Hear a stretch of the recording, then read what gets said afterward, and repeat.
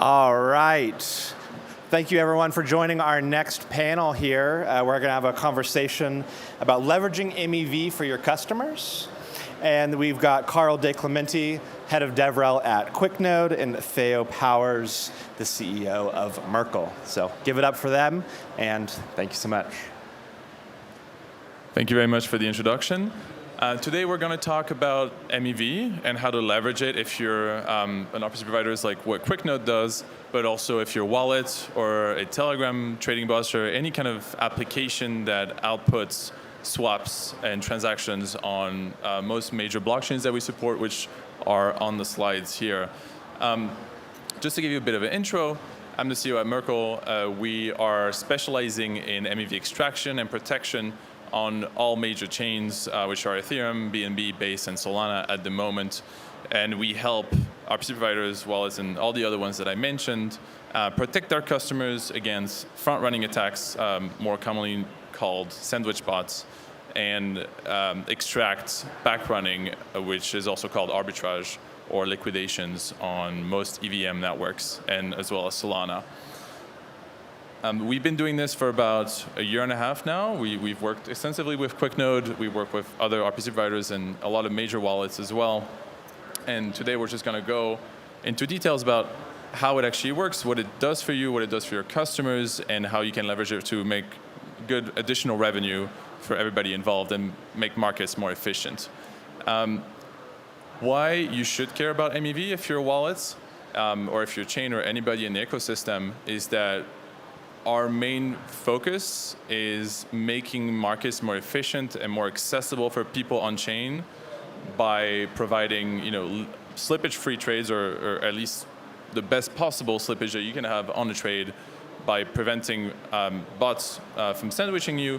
And also, we make sure to correct prices after your swap so that the next person in the block also gets a really good price on their swaps. Or other things that they're doing on chain. If you look at MEV over the last few years, about 2 years ago when block building was introduced on Ethereum, there was a massive amount of sandwiches that started happening, and users were losing tens of millions of dollars every month from just bots sandwiching users, and that's why we decided to start Merkle, and we started working with wallets and RPC providers, and I think today that number is much lower because we protect a lot of the transactions on Ethereum, and we started making markets also more efficient on chain. All right, let's get into some more details about how we do all this. If you're a searcher and you're in the audience and you're doing MEV searching on chain right now, you can go and subscribe to our public feed of transactions and start backrunning or offering arbitrage that can be captured on our public stream on all these networks at the moment. And so let's get into some more details about how it can be used by RPC providers. So thank you for coming, Carl. Thank you for joining us today. Do you want to describe how we work on QuickNode and the marketplace and kind of the details of that? Absolutely. So I'm Carl DiClementi, head of DevRel at QuickNode. I work closely with a lot of our partners, including a lot of our marketplace partners. Our marketplace team, we work closely with a lot of third parties that are offering developer tools, typically APIs. One of the things that is very unique about our MEV partners, Merkle being a primary one, is that they overwrite an existing method if a user wants to turn it on. And that sounds like a negative thing, but it's actually very positive. So all a customer has to do is go into their account, flip a switch to turn on the add-on, and their existing send transaction API calls now all of a sudden start sending the transactions through their MEV services. This provides significant value for our customer as well as their end users. Our customers, they might be people like wallets, DeFi providers, also traders, right? And this provides significant value around protection. You don't want to be front run by a bot. You don't want to be sandwich attacked. And the only thing around chains that this does is provide additional positive value. Protocols, they don't want to have the experience of significant price differentials between chains or between protocols.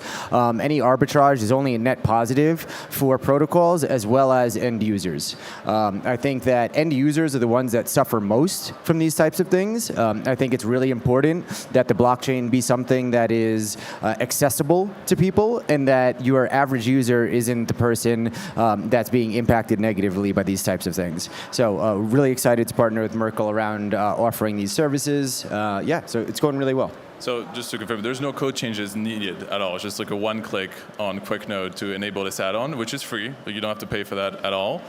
And I will also add that you can also sign in through QuickNode. You don't even need to create an account with us. You can sign in through QuickNode and get access to your cashback account. So any MEV that we're able to generate from the transactions that originate from your account on QuickNode, we'll give it back to you and kind of paid off on chain through a transaction. Very easy, no account to create anything. Are you able to tell us a bit more about like the growth of the add-on on QuickNode and kind of the shift in customer perception around MEV and kind of where it's at today? Yeah, interestingly, it's a lot of education.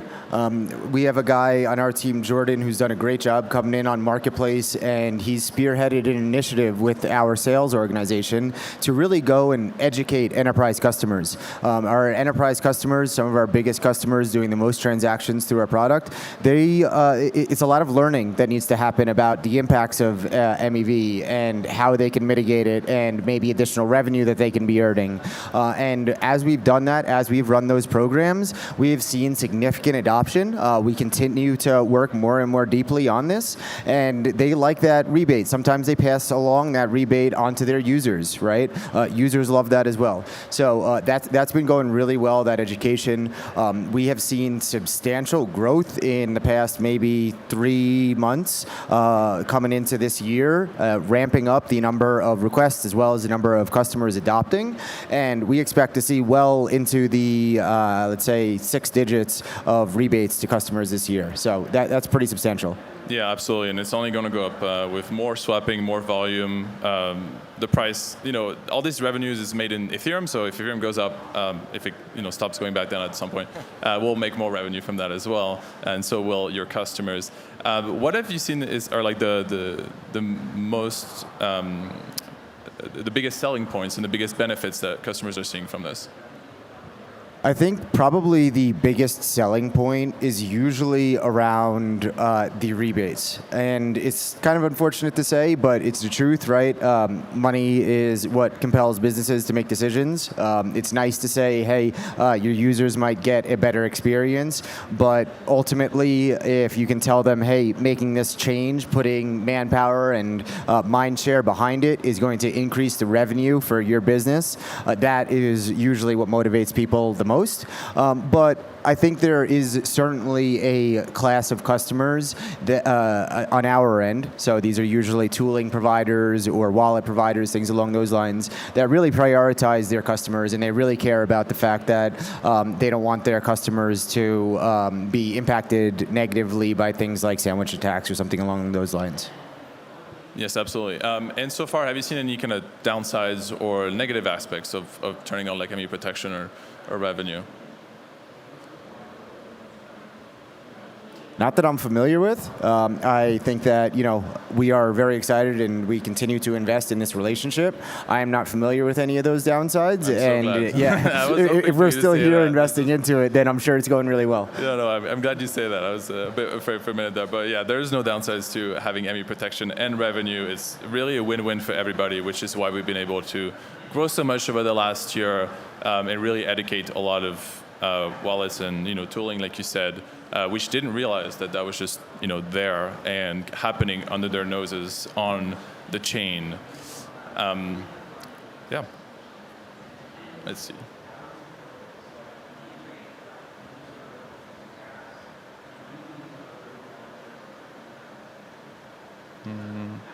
Oh yeah, what's the kind of the best kind of customer that you see adopting this kind of add-on? like the class? Or Yeah, I'd say the best customers to adopt are the ones that are doing high volume of writes to the blockchain. Really, anyone that is, well, maybe not any kind of writes, deploying contracts, something along those lines, that might not be the move. People who are making financial transactions of some kind. That might be buying and selling ERC20s, NFTs, whatever that is, right?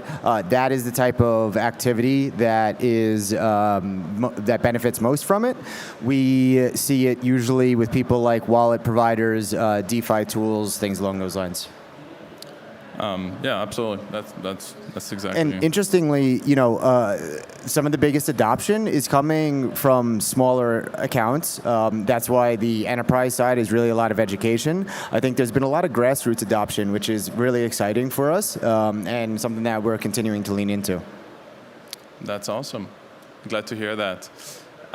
What is QuickNode's kind of outlook going forward on MEV, and how do you see this evolving with your customers?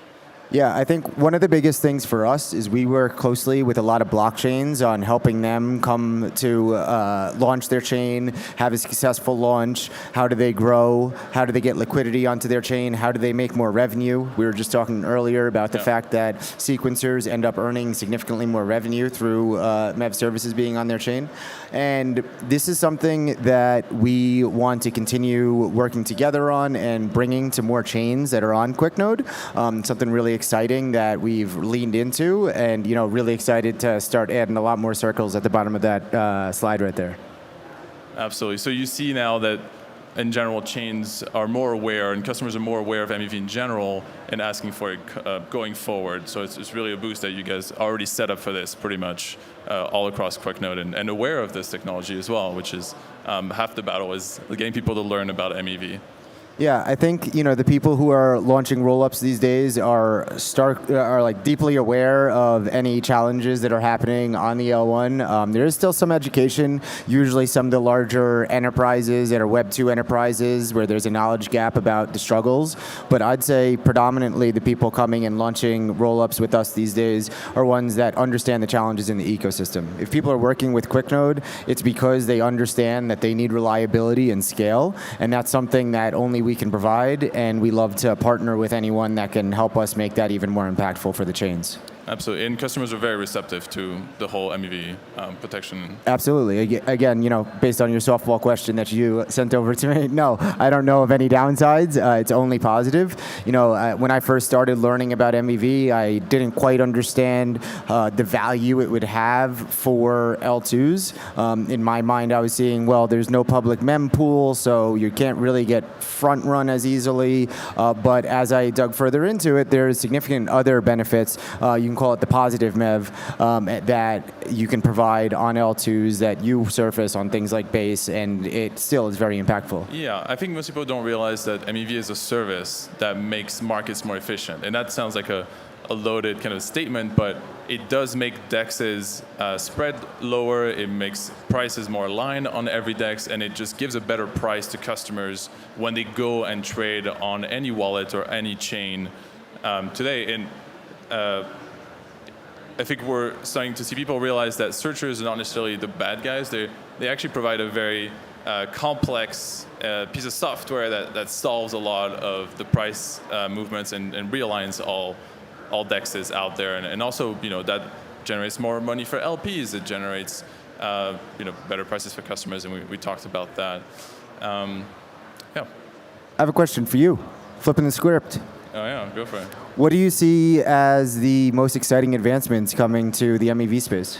Yeah, I'm really excited for chains to realize that MEV should be there from day one, because it doesn't just provide, the arbitrage and liquidations, which are already very good advantages, but it also provides a whole different way to land on chain, which is not through the public mempool, but through systems like bundles, which provide really good features like atomicity of a sequence of transactions. It gives revert protection, actually reduces spam on the network quite a lot, as we're seeing a lot of spam on OP stack sequencer chains, for example, because they're so cheap to make transactions.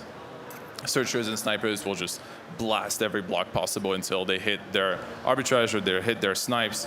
And that's at the detriment of regular users who might just want to do a USDC transfer and the block's just full of spam and they can't even get through. So there's a lot of side effects to having a really good MEV infrastructure. And so far, the only chain or that kind of is the gold standard today is Ethereum. And I'm really excited to bring that to every other chain from day one, and just it'd be like a click that it can just deploy and and have a very efficient market from day one. I think that's what I'm the most excited about in the future. Are there any major technical advancements coming up on the roadmap for MEV technology? Yeah, there's a lot of work around TEs or executed environments, which can preserve the privacy of customers more when it comes to extracting MEV, because right now we run a public feed, which is we remove a lot of information from the feed, but there's still, people can kind of see the transactions are about to happen. So we're seeing a lot of work with searchers being in TEs and block builders being in TEs and kind of preserving privacy end to end from the wallet to being executed on chain and only being revealed after the fact, which improves, execution, fairness, and the entire system as a whole. That's very exciting stuff. I think we're almost out of time, so I just wanted to end with this. If you're an RPC provider wallet and you've listened to this, you can see that MEV is extremely profitable and also very beneficial to your customers. Please feel free to come talk to us. We're at a booth at ETHDenver, but also we're at Merkle.io, and you can send us an email or talk to us on Telegram, and we'd be very happy to help. We can also help L1s decide and kind of define their MEV strategies, especially if you're not fitting into the OP stack box, but you still want to understand how it can give more money back to validators and make markets more efficient. Come talk to us. We're always happy to work through some really tough technical challenges and bring some innovation to the space. Thank you very much, everybody. Thank you.